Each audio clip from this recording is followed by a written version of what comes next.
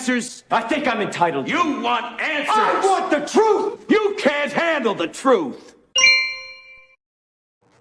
I think I can handle it. I'm pretty sure you guys can handle it. I know that the liberals can't handle the truth. Not a bit. No siree. Welcome back to the Prepared Mind channel. We're seeing a lot of new names in the comment section. That is absolutely terrific and the kind of news that we want to hear. We're getting new people in here, folks. New preppers are coming on board. They're showing up and they're looking around and they're going, hey, I got some questions. There's some things we need to ask, some stuff we want to talk about. So welcome, one and all. Hit the thumbs up, hit the like, hit the subscribe, hit the share button. Do everything you can, folks. They're trying to shut us down. They're trying to quiet us. But as long as we keep sharing the information, we'll continue to grow despite their efforts. Now, they've got a lot of efforts out there. They're trying to say that Russia's going to lose. But I don't know. What do you think?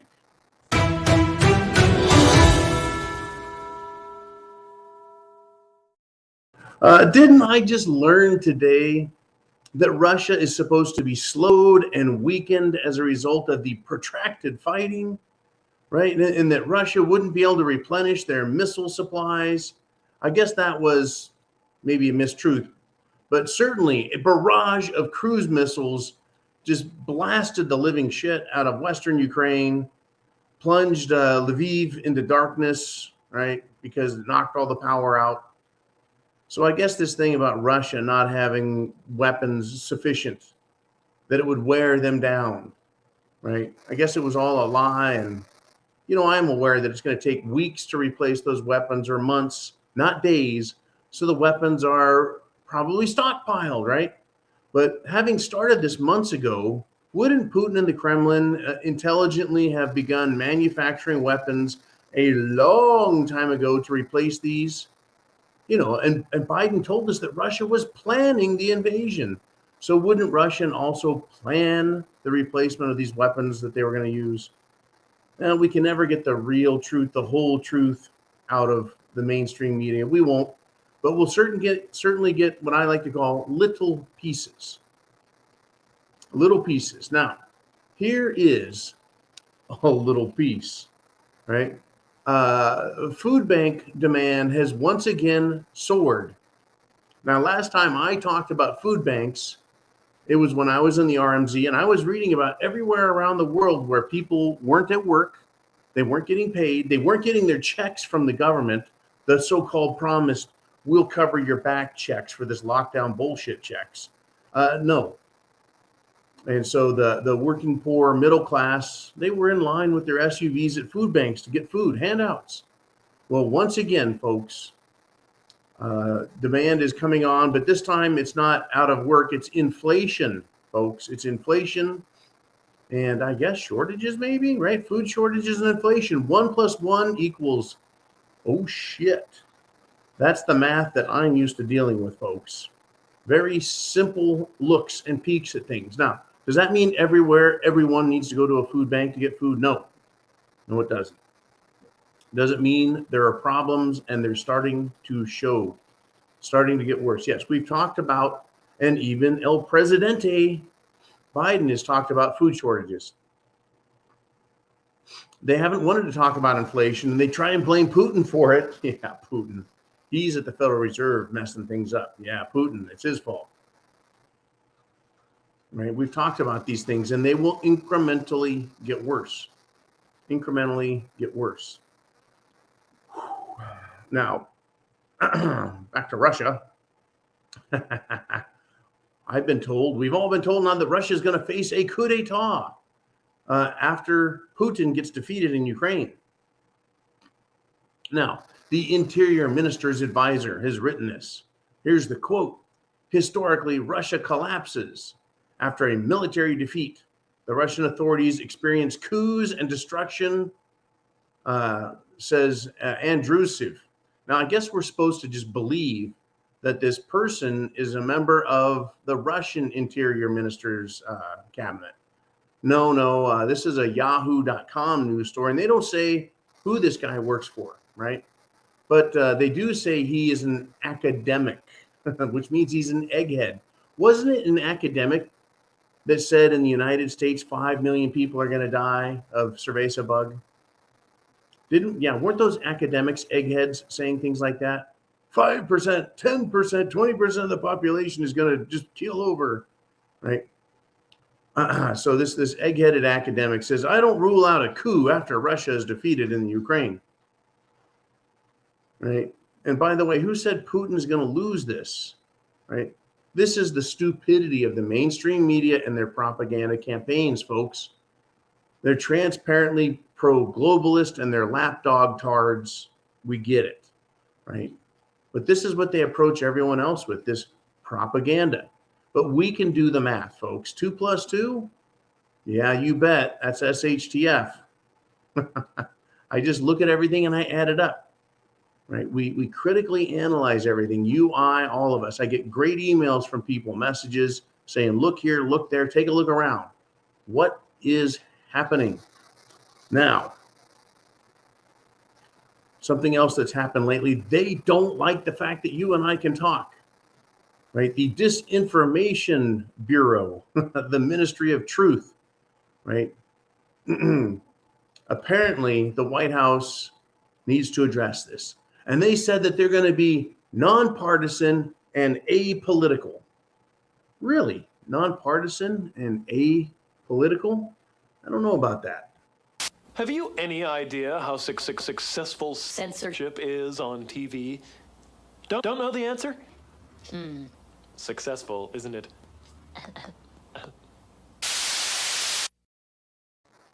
Indeed, very successful. Everything is now politicized. Cerveza bug, it was politicized. The Jim Jones juice, it was politicized. Everything is politicized now. And they want to say that it's going to be nonpartisan and apolitical, right? A propaganda division in the government. Oh, yeah, we can trust Biden. You can trust Jen Psaki. You can trust Nancy Pants Pelosi. You can trust Chuck Schumer. They're great people. Hey, you can trust Christopher Wray at the FBI and his little buddy Ruby Rod Rosenstein. You can trust them. Just like we could trust James Comey, who found and stated publicly that Hillary Clinton had committed great crimes. But no prosecution needed, right? No prosecution necessary. Well, I'll tell you what, be sure and get your questions into Jolene. I'm going to cover some stuff, but there's always more. You can ask questions asking for more specifics. You can ask questions about anything you want, people, places, times, history even.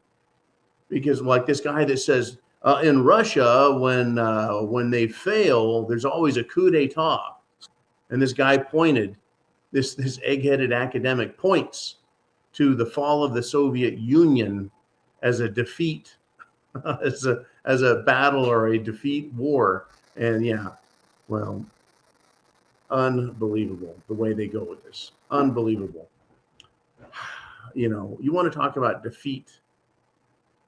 And I'm not talking about the things at the end of the legs at defeat.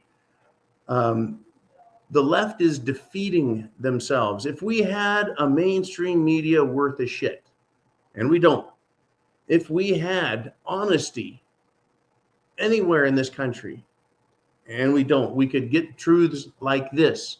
I'm going to share it with you right now.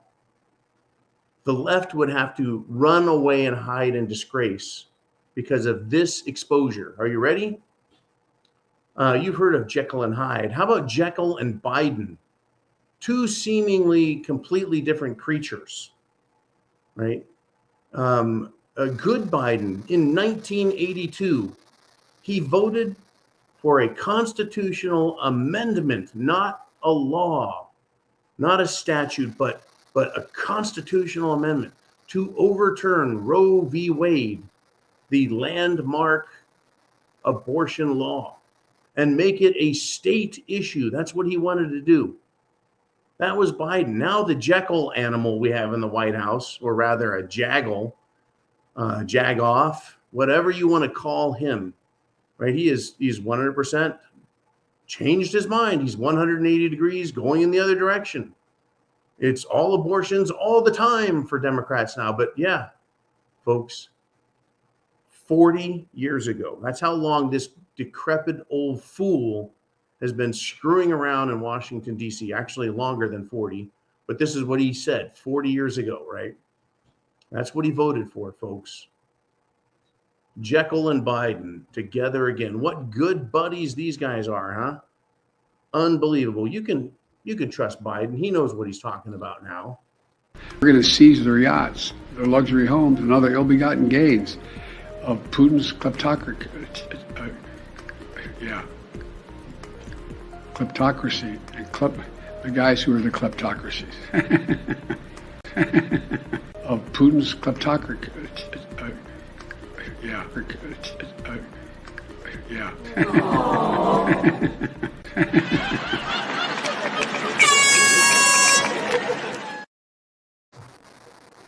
Oh boy, I tell you. See, he's changed his mind. But in that clip, he's talking about the United States and other countries seizing the assets of Russian kleptocrats. Yeah. What do you think China's thinking? Right, China. Think about it, folks. China is holding bank meetings to plan how to protect their assets from U.S. and European Union and any other sanctions that come about. China, folks, knows its land, its businesses, its properties, its bank accounts, its mines, its ports, its assets could all be seized in a proxy war move against Russia. Well, China, if you want to be allies with Russia, it's time that your nation, be locked out of the system, and all of your oligarchs have their yachts, land, and ill-gotten goodies confiscated by the totally honest, always trustworthy leadership types like Biden, huh? Folks, China can't defend its holdings, its worldwide holdings. There's no way it can, right? It's a serious problem that every country faces when they go to war. In this case, China has holdings in Asia, Australia, Africa, Europe, North and South America. They own companies, they own seaports, they own businesses, corporations, they have bank accounts, and their oligarchs pretty much all do the same thing. Typically, nations contract their holdings to centralized places, right? That's how it kind of used to be. Your country was as big as the things you owned, and you didn't own anything outside your country because you couldn't defend it, right?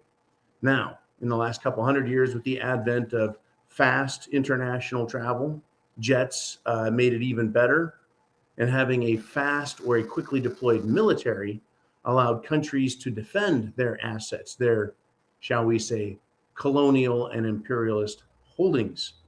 And China at this point now is spread to every continent, and they can't survive, folks, without everything that they've got, right? They need the rest of the world's resources to help assist and maintain China.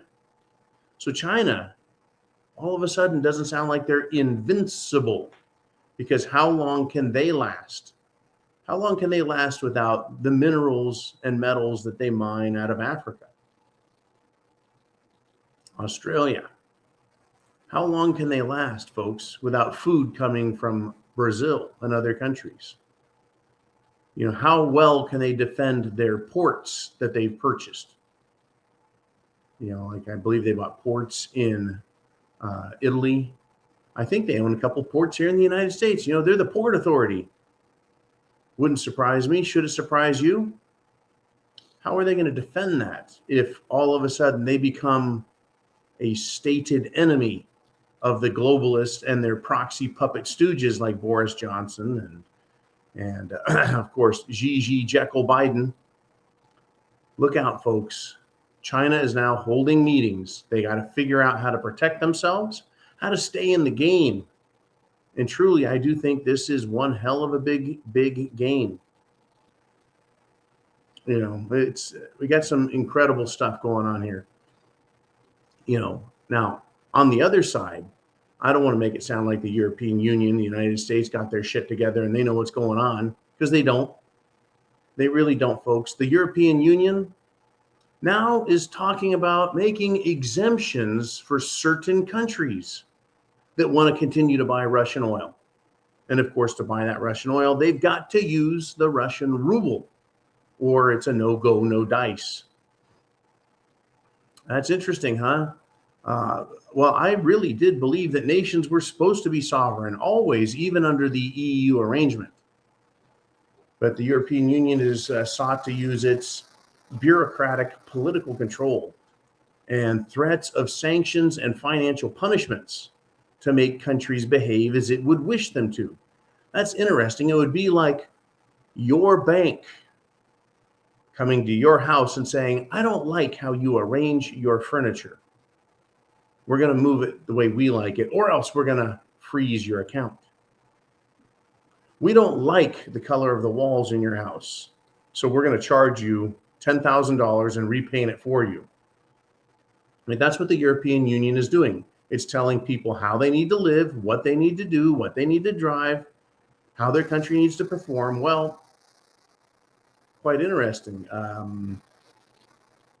Hungary has threatened to veto the Russian oil ban. See, enough countries, folks, are reliant on Russian oil, gas, coal, etc. And yeah, they want to push their climate crisis horseshit on everyone and shove it down their throat. I get it. Everyone just loves ESG, environmental social governance of corporations, basically woke corporations. Oh yeah, we all love that. Well, Viktor Orban of Hungary doesn't, and he doesn't give a shit. And he said, I don't care what you think. We're going to buy what we need. So isn't this fascinating? I find it completely fascinating because they completely rejected their sanctions, right, on Russian oil and gas, and says they're going to get supplies without interruption. Yeah, so why should Hungary and their leader, Viktor Orban, subject his people? Why should he subject his people to suffering, inflation, and ruination? Because NATO, the United States government, England, and the European Union want to start a war over Ukraine. Why should he, Viktor Orban of Hungary, obey an unelected political body? And even if they were elected, who gives a shit? Why should he obey them at the expense of his people? It's quite interesting when you start looking at a nationalist attitude, giving a shit about your country. Now, I'm going to say shit has hit the fan. Look at our country in the United States of America. Are the decisions our political leaders making, do you think they reflect a love and a care for the people of the United States of America? Do you think that the decisions made by Biden reflect his desire to promote a strong and independent economy? No. Look at what they're doing. Look at how they're treating us. Look at what they're doing to our energy, our food supply, our infrastructure. Look at Australia. They're locking their people up. They have cerveza bug concentration camps. Look at Canada. You want to object to the way they're treating you in Canada? Well, they're just going to run yo ass over is what they'll do with a horse and trample you. You want to get in their way. You can see the difference, folks, between a leader that loves his country and cares about the people versus countries where they're obeying their globalist masters. Now, having said that, if you buy it, if you believe it, if you say, John, that has some legs, right? That sounds like you're making a qualified, good argument. Well, if you agree with that, if you think, yeah, they're actually making decisions that don't benefit us. We've got inflation, we've got high gas prices, we've got shortages, we've got a bunch of horse shit going on here. Yeah. So why would he be making these kind of decisions? Who do they benefit? He bono. Who benefits from this? Bankers, military industrial complex, globalist corporations, woke politicians, they all benefit financially and by gaining more power and control. You know, I read these articles about these other countries where the leader gives a shit. And believe it or not, I think Putin is one of them. He gives a shit about his country and his people. right? The people that are in those countries, folks, will stand up for those countries and those leaders. Other places, not so much. Not so much. Now,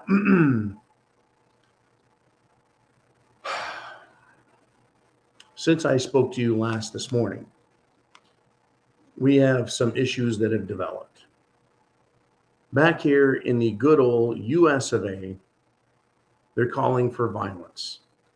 This isn't violence that some radical right-wing patriots are calling for. Nope. It's not that kind of violence. We're not mad at the government. We're not mad at corporations. We're not running around setting fire to things, burning, looting, and murdering. Nope. No, but guess who is?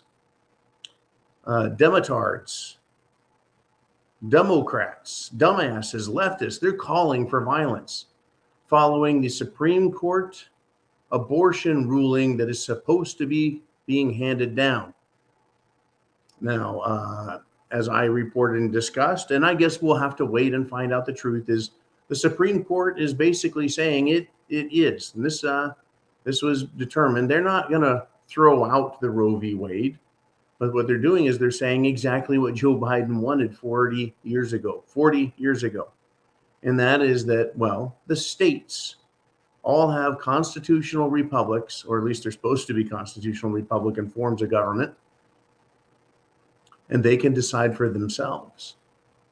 Anyways, this draft opinion that was written by Justice Samuel Alito, the Supreme Court has admitted it was legitimate. It was real. That was a real draft. But they also said, look, there's no guarantee that that's the way they're going to rule, and they won't be intimidated. Well, the leftist folks have lost their shit over this. Here is a tweet from Gavin Newsom himself. Our daughters, sisters, mothers, and grandmothers will not be silenced. The world is about to hear their fury. California will not sit back. We are going to fight like hell. Okay, there's no real threats of violence in there, but that is much more, shall we say, aggressive than President Trump's January 6th tweet of make yourselves be heard by Congress. Still, should Gavin Newsom be censored, silenced on Twitter now that Twitter's owned by Musk? Well, they didn't silence him. How about this? This is Elizabeth McLaughlin. She said, and now there is this in a draft circulated opinion, not a final one, but it might as well be. The Supreme Court will vote to overrule Roe. Reminder, the Democrat House, Senate, and presidency could stop this with one law today. Burn it all down. Ooh, the call for arson? Well, let's go a little further. Chrysula Bikos, right, says scorched earth, burn it to the ground, Roe versus Wade, SCOTUS turning. Burn it all to the ground. That sounds like a call for violence, does it not? Why isn't that person? Because I don't know what it identifies as. That person sounded pretty violent. Then there's Schrodinger's Zen. Says, first they came for Roe versus Wade, and I did not speak out because, oh, wait, yes, I did. I will help burn this motherfucker to the ground. And Twitter, under their old censorship rules and old staff, it's not owned or it's not run by Musk yet. That person, they're allowed to stay. How about this guy? R. Douglas, he says, how about if they overturn Roe, we burn this shit to the ground? They've told you that they're okay ignoring the will of the majority and not interested in protecting the rights of the minorities. So what the fuck is the use of any of it? Well, there's some brilliant wisdom for you, huh? So just burn it to the ground. How about this? This guy's name is just beautiful. Why isn't he not only banned on Twitter, but arrested? Because he is Darian the insurrectionist. Unfreaking believable.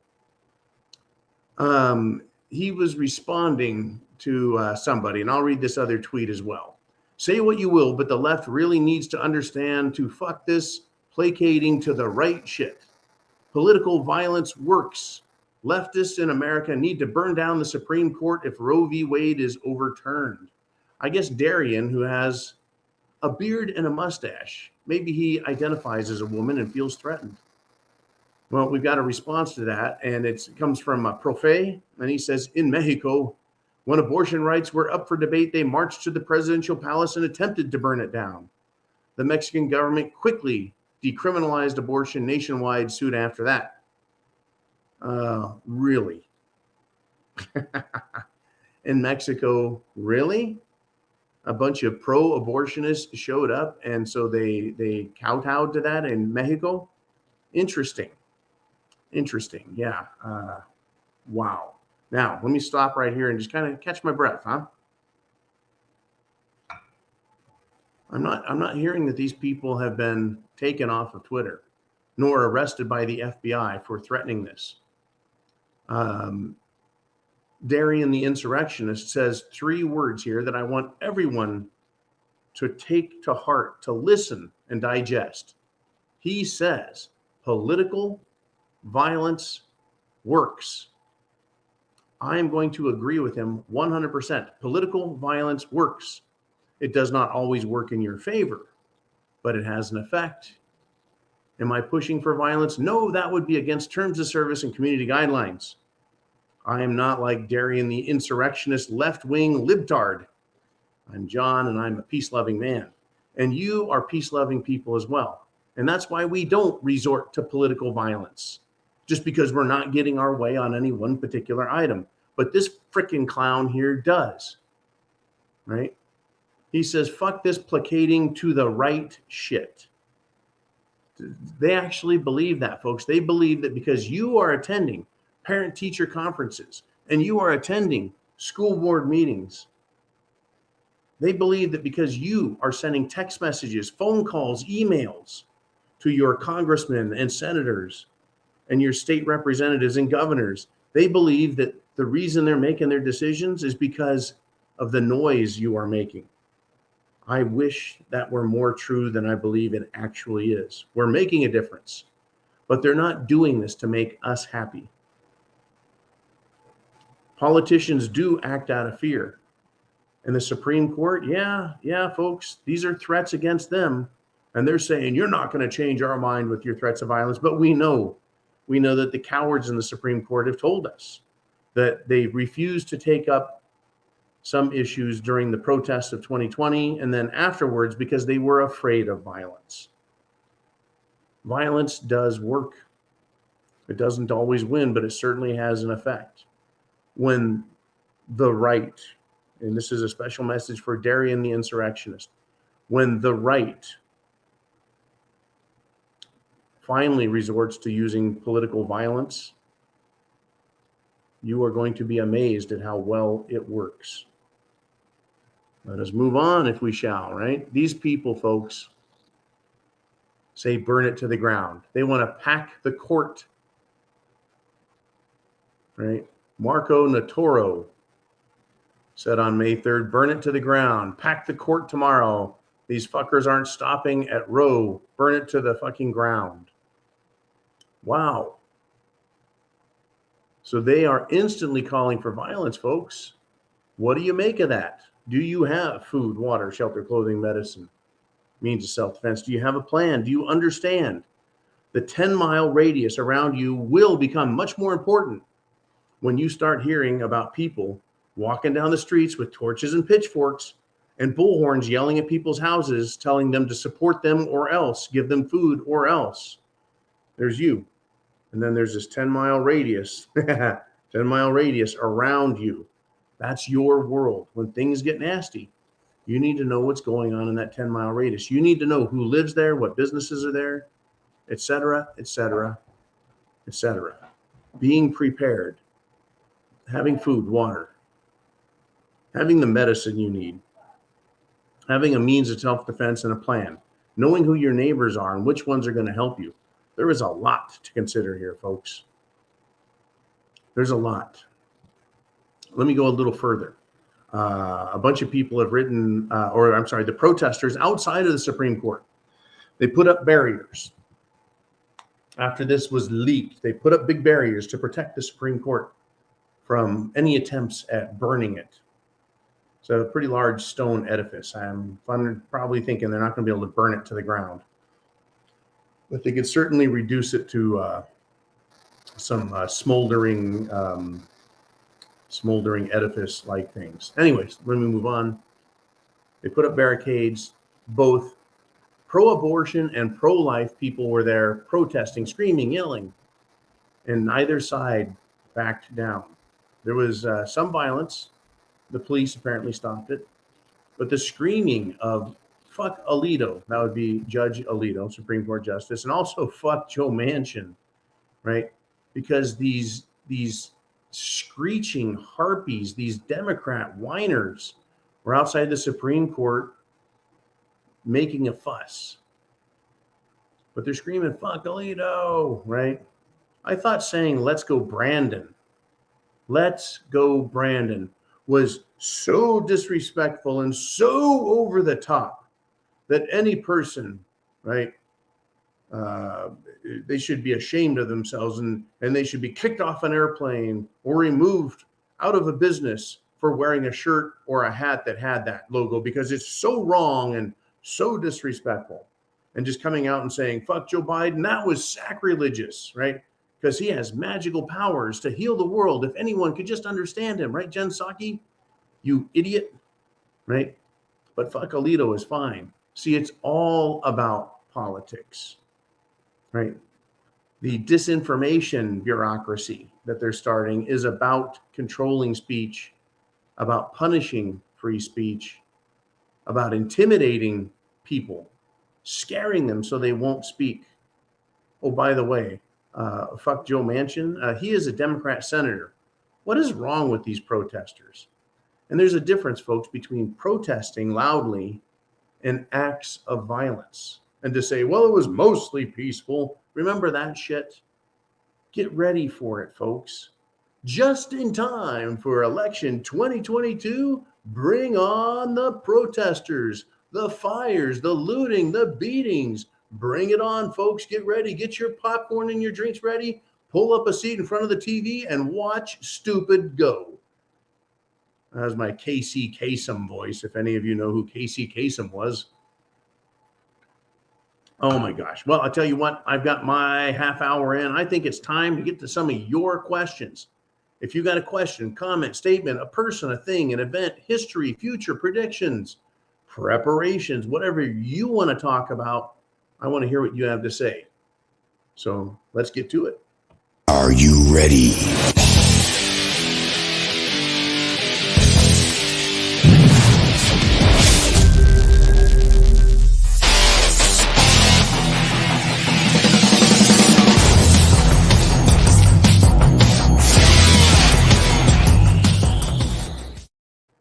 All right, we're back. Unbelievable day, folks. Did we call it or what over the weekend? We're like, you know what? There's some shit coming, and it happens every week. There's something new. Well, let's jump right into it. Jolene, what have we got rolling? And a message from Jolene. We got a full house and lots of questions today. I'll be quick. Let's just get it done. S. Thompson says, bull market on gold fell apart. Suspected market manipulation. As it's in none of government's interest to have a strong gold rally, we could use that as dollar collapse as a predictor. Now, here's the deal, folks. The gold kind of took a crap. Silver kind of took a crap. Commodities over the last couple of weeks have taken a crap, and commodities are things of value. Things like, I don't know, iron, nickel, zinc, aluminum, copper, stuff that stuff is made out of. Why did it go down, right? Well, they pulled the plug on it a little bit, didn't they? The people that are holding some positions took their profits. Value goes down. Weaker investors have to sell off. Now, right, especially those who invest on margin, they lose their asses. They lose big time. They have to sell everything they've got. And guess who's there to buy it up on the cheap? Those same bankers and hedge funds out there, That's right. They come in and they wait for the fall and then they buy everything up. And as far as precious metals go, I was asked by one of our subscribers, John N. He says, John, I remember a long time ago, you said you wanted to have silver coins minted with a prepared mind message and this visage right here, right? This, yeah, I would look great on a freaking coin, wouldn't I? And I said, hey, buddy, if I wanted to do that, and I'd love to, they don't have enough silver blanks. If the U.S. Mint, right, a sovereign government mint cannot get blanks and make their silver eagles, the American silver eagles, then how is it that I could think that I could get my stuff done, right? But I'd love to do that. I would love to have like a commemorative, prepared mind, shit hits the fan, silver coin, but I can't get it. Even though the price is, well, it's been dropping on silver. It went from 25 and it's dropped into the 22 range. Don't know where it's at right this moment, but I could find out because it's just that easy. Computer, pow, 22.59. That's the spot price at the moment. Yeah, it's down, but by the time you get that coin delivered to your house, you've got trouble. You're going to pay a huge premium, anywhere from $5 to $10 a coin. So you're paying a huge premium on top of the value of that silver. That's how it goes. Now, if I was to make a commemorative coin, that would be fun, right? But I'd want to do 500 or 1,000. And that would require, well, let's see if a monster box is, let's see, 500, 1,000 times $22. We're looking at $22,000 just for the silver, plus the premium, plus the minting fees. We're looking at over $30,000, probably closer to 40 to get 1,000 coins made. Kind of an expensive proposition. It would be fun, but yeah, there is a shortage. You would think normally, well, for you and me, if there's a shortage in food, the price goes up. If there's a problem with fuel shortage, price goes up, right? Now, apparently, oil companies are selling their oil overseas down into Central and South America, their gas, the diesel, the bunker fuel, the heating oil, all of those things are sending south. While the East Coast, right? Well, the Northeast is looking at shortages of fuel, oil, and gas, and diesel going into the summer months. Well, let's hear it for taking care of other countries before our own. Thanks, Joe Biden. But yeah, when it comes to precious metals and commodities, important, useful commodities, the price is going to go down while there's shortages of it. Doesn't make any sense, except it's totally manipulated. Total market manipulation. Always, folks, for the benefit of the rich, the bankers, and the hedge funds. So if you're going to hold gold or silver, if you're going to hold copper, right, you need to have a long-term perspective. Don't look at the day-to-day ticks. Be watching your street for torches and pitchforks. Let's move on to the next question. Thank you, Jolene. And she has this. Mr. Shawnee Momini says, wouldn't it make logical sense for China to just sit this global fight out? Let the eagle and the bear fight to the death, then reemerge as the only world superpower. Yeah, it does make great sense, doesn't it? So you've got the eagle, the United States, along with Great Britain, England, and then the European Union. They are the ones fighting with the bear. Now, China, if it can sit this out, that might be a great strategy, right? They've already, though, picked sides, and that's the deal, right? They've picked sides. They said they would come to the aid. There's a mutual aid condition in its arrangement with Russia, much the way NATO countries have a mutual aid clause, meaning if any NATO country is attacked, then other NATO countries will come to its rescue. But yeah, let's see. When countries start to fail, they attack everybody that they know is not on their side. So if the United States and Europe and England all decide that they're losing this effort by Russia, there's a good chance they're going to probably blame China. And much like the Roman Empire, when it fell, it cannibalized itself, or rather cannibalized itself and everyone else to their destruction around them, right? Rome, folks, the Roman Empire, it encircled the entire Mediterranean.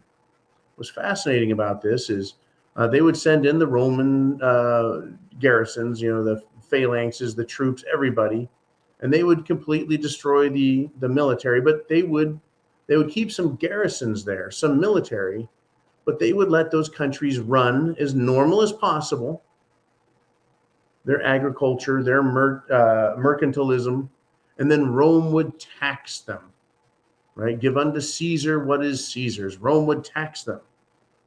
But when Rome started to fall, when they started to fail, they attacked their own people, confiscated their wealth, what today we call civil asset forfeiture, threw their own people in jail by creating fake crimes for them. Sound familiar?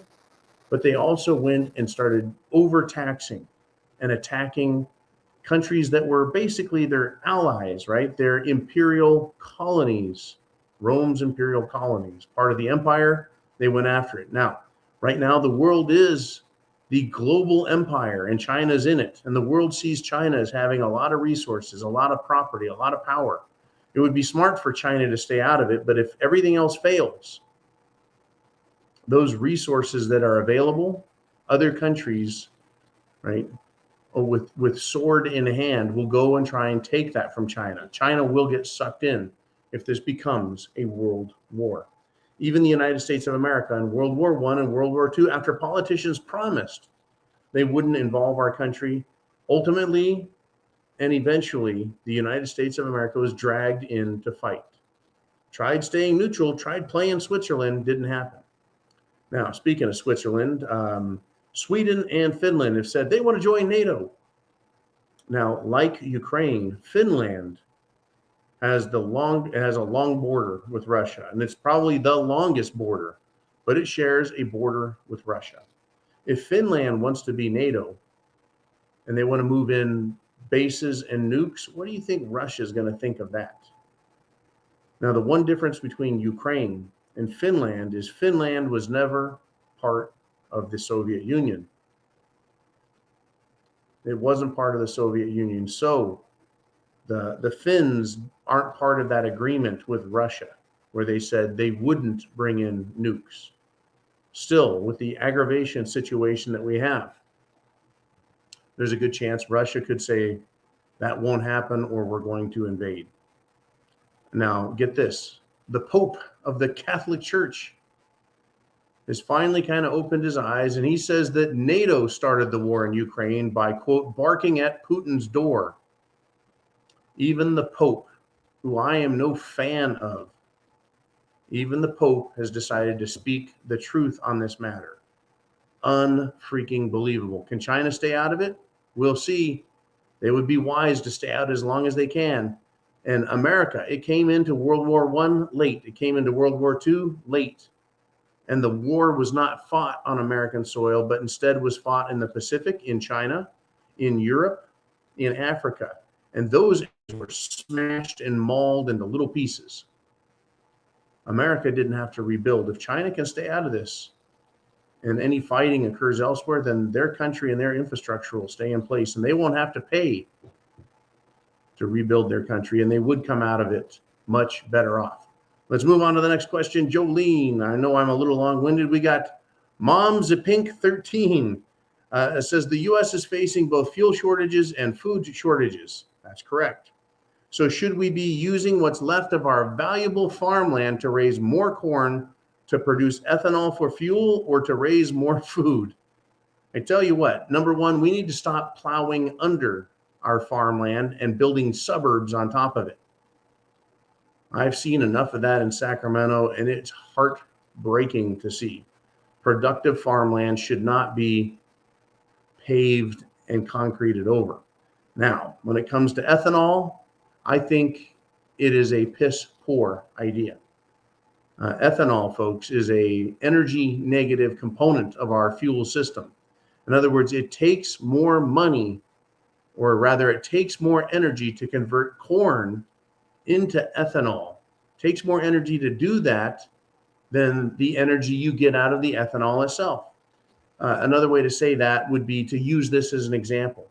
It takes a megawatt to produce half a megawatt's worth of ethanol.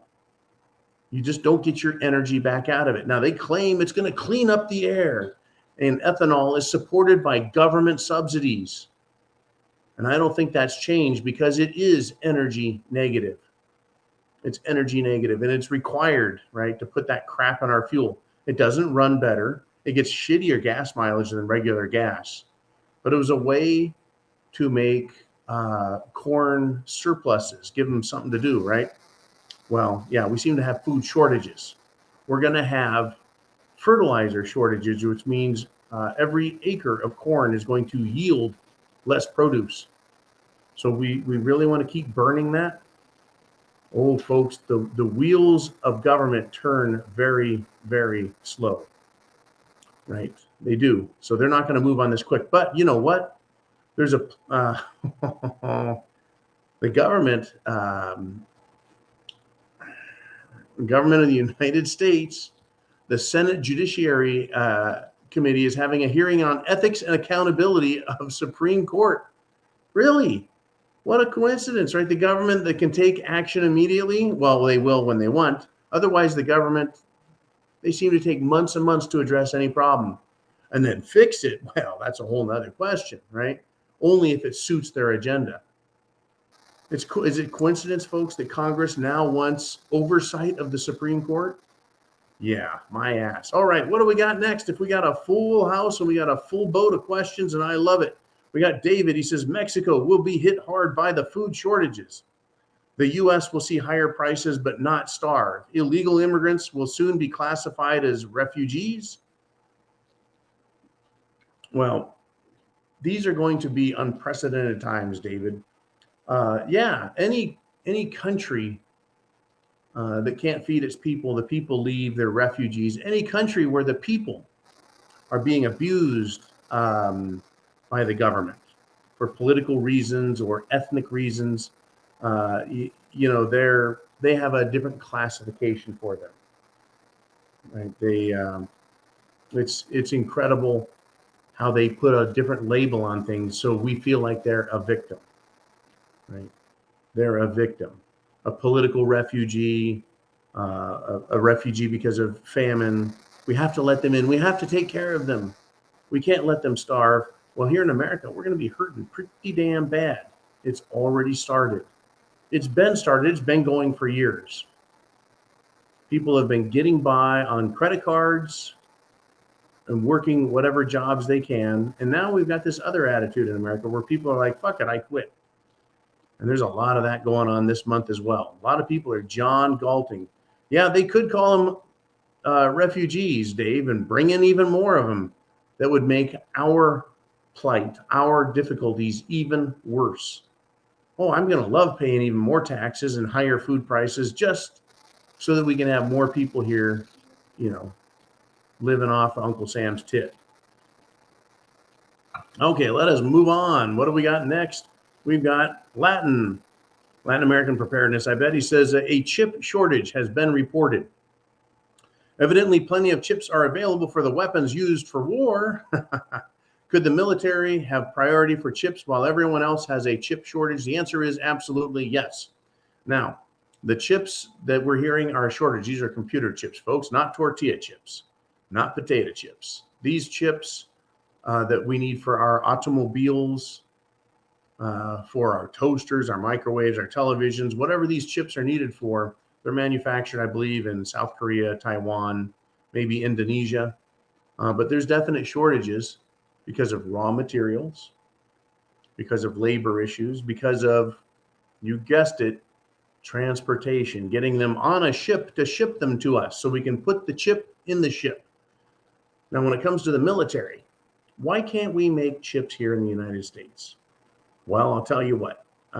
My best guess is the chips used by the military for missiles and cruise missiles and jets and helicopters, anything the military needs, the chips for night vision equipment, the chips for government computers, I'm probably certain that those are manufactured with Department of Defense secrecy in mind. At least I would hope they would be. And more than likely, they would be manufactured in the United States by domestic chip making companies. Of course, they're going to cost, I don't know, 100 times what a normal chip would cost because, government contracts and national security. So there you have it. That's my take on this. Yeah, they're gonna make sure they're taken care of, whether they're talking about computer chips or whether they're talking about potato chips and tortilla chips. The government will always get what they need. The people, you better get what you can. Now, I was thinking about food today. I like to say have 3 months of food. I would rather have you have 6 or 9 or 12. Reason being is you can help others because a lot of people aren't preparing. They're not planning. They're not looking ahead. They're thinking this is temporary because that's what the news says. It's temporary inflation. It's transient inflation. It's not that big a deal. You're the only one having trouble. Everyone else is just fine. They say all that shit. All right, let's move on. I'm trying to go fast, Jolene, but I want to get the information out there. Bonnie Blue 2A checks in, says China has signed a military alliance agreement with Iran. This is the real thing to keep an eye upon. Iran has been a wild card, in my opinion. The Persians have been always behind the scenes. Well, shoot, going all the way back to the late 1970s when they took hostages. Iran took American hostages when the current, shall we say, theocracy, religious political regime took power. They threw the Shah of Iran out. Now, the Shah of Iran was installed by the CIA in the early 1950s in a political coup, a takeover by Iran, and they never forgave us. Iran has a problem, a serious problem, with the political leadership in the country of Israel. They do not like those, I guess you could say, they don't like the Jews. Now, what's interesting is I've actually seen Ahmadinejad in photos hugging Semites. Well, I thought he was anti-Semitic. No, he just doesn't like the political leadership in Israel. They don't like them. Other, shall we say, ethnic Jews like the Semites. It's my understanding they have a tiered system, a caste system over there. And the political class is the upper crust in Jerusalem. And you go down a couple of more layers, and at the very bottom, I guess, are the Semites, the true Jewish people. And there's no problem there with Iran. They don't want to kill those people. They want to get rid of the people who are in charge of Israel. Now, big problem here, as Bonnie Blue points out, Israel has nuclear weapons. And it's tough. It's like I've read and I've heard that Ashkenazi Jews, right? Some of them ran concentration camps for the Nazis in World War II. And it's just kind of mind-bending. And then there's Sephardic Jews. There's all of these little subcultures, and understanding who, right, God's chosen people are, and who they aren't, and who's lying and who's telling the truth. What history has been hidden from us, what belief systems have been hidden from us, and what belief systems are we being lied to about. It's very difficult for us to understand. I don't think we'll ever get the whole truth. But countries like Iran, we need to keep a close eye on them because they wouldn't mind starting a nuclear war, according to some of their more radical speakers. It's pretty scary stuff. I don't like any of this. I don't think any of it's cute and funny. My maturity says I would rather live in peace. But there are people, folks, on political leaders of all countries. They don't care what your belief systems are. They don't care that you're a good Jew or a good Christian. They don't care if you're a good Muslim. They don't care if you're a good Buddhist. They don't give a shit, right? That's not what it's about to them. It's not what it's about to them. To them, it's about supremacy and power and control. It's very upsetting. It's very upsetting. We got Kathy Lemaster checking in, says, do you think that the Roe versus Wade overturn was planned to impact the midterms and ultimately the next election? This is a great question. We heard about this, that the Supreme Court, this was even before Justice Breyer was set to step down.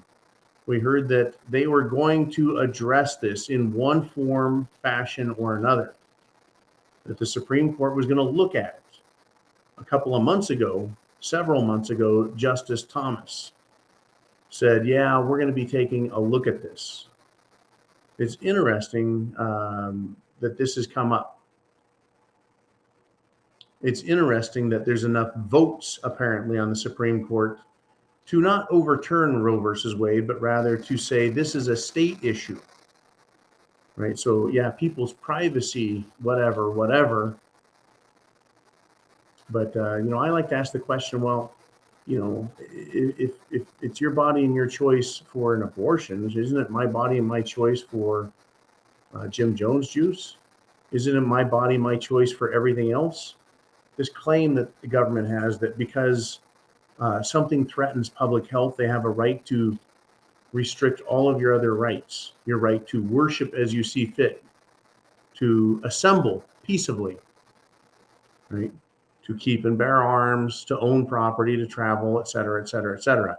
They seem to think that all of that goes out the window if there's an emergency. Like I said, I don't care what country you're in, whether you're in Iran, Russia, Israel, England, America, Australia, the governments, the people at the top are corrupt. And they take advantage of our belief systems. Us little people down below, they take advantage of us, whether we're Christians or Jews, and they tell us, right, what they think we want to hear. And they pretend like they sympathize and support us while they do everything in their power to screw us over.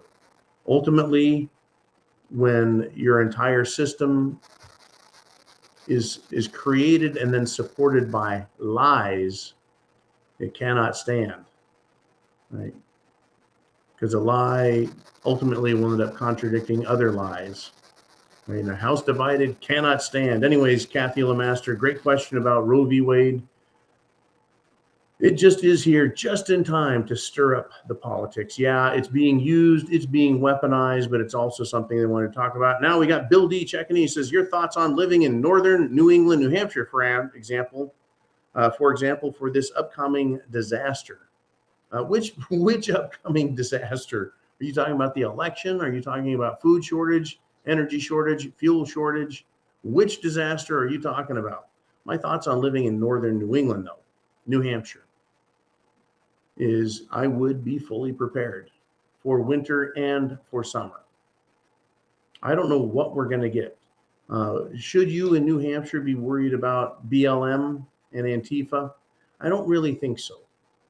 Right? They tended to focus on the big cities. And if it becomes really nasty, whether it's BLM or whether it's these pink hat wearing feminists running around trying to burn people's houses for supporting, right, the new Supreme Court decision, because they say political violence works. You just need to be prepared for that. You need to have self-defense. You need to be like AT&T, that phone company. You need to be able to reach out and touch someone before they get close enough to involve themselves in your life. But living in northern New England, I like warm. That's why I'm down here in the South. I like the southern states. I'm tired of being cold. I was up in extreme Northern California and I had enough of it. You can survive, you can live. If that's the environment you like, just be prepared for it. That's it. Chance favors the prepared mind. So you will have the appropriate clothing and home. You'll have the appropriate foods. You'll understand your calorie intake demands and requirements. You'll understand and know your area, your 10-mile radius around you is every bit as important to you and necessary to know than someone who, say, lives in the suburbs or lives in the city, right? Big city. You need to know what's around you. Do you have a space to retreat to? Do you have a forward operating area? Right? Is the population low enough that you only need a small prepper group? or there's so many dang people around you that, you know, you better have a better prepared group of people and a decent plan written out that you can go over with others and share and say, this is the plan for dealing with the potentials. That's where we're at, folks. It looks like 2022 is going to be another 2020. They've ignited the fires of hatred and violence by the political left. They do not like you. They don't like your fundamental belief in freedom and liberty, regardless of what your religion is. They don't care. Right? Their religion is a religion of hate, a religion of control. You can see it. You can see how their religion works. Look at what they're doing in Europe. Look at what they're doing to kids in school. Look at what they're doing with news and entertainment. Look at how they're trying to control us. There is in none of that. There is nothing in any of that that says we really care about you. Right? So get prepared. Chance favors the prepared mind, does it not? Aren't you glad you are a prepper? Semper Fi, Godspeed to you. Shalom. Semper Fi.